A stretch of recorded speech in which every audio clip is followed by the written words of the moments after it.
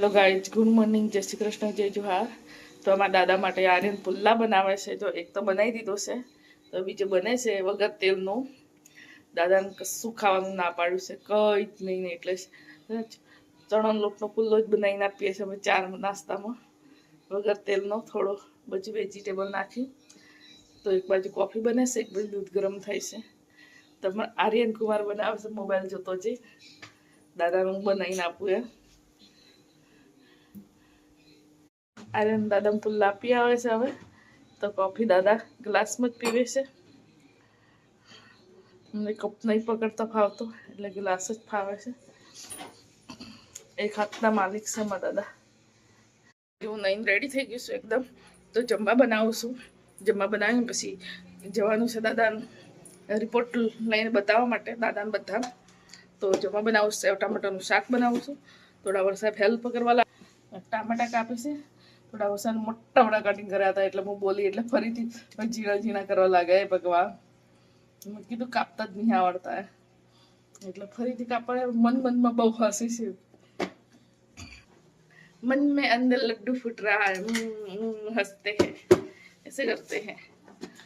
Guys, तो बनी रहा हूँ फटाफट. सूरी मारी रोटली बनाए પછી અમારી પાછા અહીં બનાવશું. सूरी માટે બનાવી દઉં. હાશ, મને અહીંયા સારું નહીં થતું ગાઈસ. કેમનું કેમનું લાગે છે, અલગ લાગે છે. બધા તૈયાર થઈ ગયા, તો હવે જઈએ છે.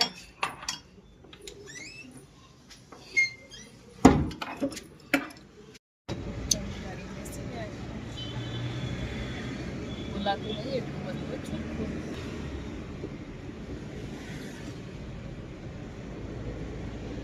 દાદા છે ડાબર સાઈડ છે, આજે તો ઘરે છે એટલે એમને વારી આવી. અમે આવી ગયા તો વાગી ગયા છે 4. તો આમાં સુરભી બેન ઊંઘે છે. તો જમવા બનાવીને ગયા હતા, તો પાછા આવીને જમશું. તો બહુ મોડું થઈ ગયું. તો દવાખાના જઈએ તો દવાખાનું કામ એવું ક્યારે આવે ખબર જ ના પડે. તો કપડાં બદલી કાઢીએ ફટાફટ. તો દાદાને જમવા આપી દઈએ. ગાય તો વાગ્યા છે 9. તો આજે કેટલા વાગે ખાધું હતું? 5 વાગે. તો અત્યારે છે ને હું ગોટા બનાવું છું. તો ગોટાની બધી તૈયારી કરું છું. તો આજે 5 વાગે ખાધું હતું, એટલે કોઈને ભૂખ જ નહીં. તો આર્યન માટે જ રોટલી બનાવવાની છે. તો શાક તો પડ્યું છે સેવ ટામેટાનું. તો આર્યન માટે ફટાફટ રોટલી બનાવી દઉં, પછી ગોટા બનાવું. તો ભાજી ધોઈને સરસ મૂકી દીધી છે આરી.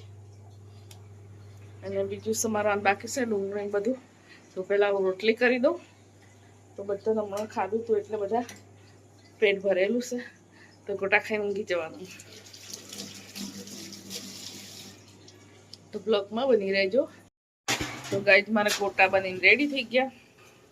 અમારા દાદાને ગોટા આપ્યા છે, કઢી ગોટા.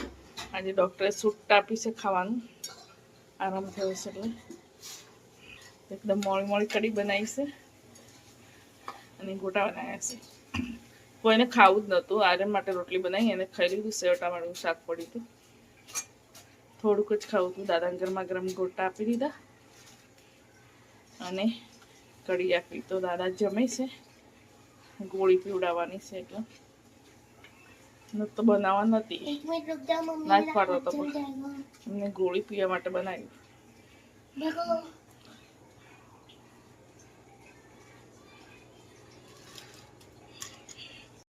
તો હેલો ગાઈઝ, અમને બધાને જમી લીધું. ગોટા જ બનાવ્યા હતા. તો બધા નાસ્તો કરીને હવે ઊંઘી જઈએ. તો જમવાનું આજે તો 5 વાગે થયું હતું, એટલે અત્યારે ગોટા જ બનાવ્યા હતા. દાદા દવા પીવાની હતી એટલે બધાને જમી લીધું. તો મારો વિડીયો તમને સારો લાગતો હોય તો લાઈક કોમેન્ટ શેર કરજો. નવા હોય તો યુટ્યુબ ચેનલને સબસ્ક્રાઈબ કરજો, ફેસબુક પેજને ફોલો કરજો. Bye bye, good night.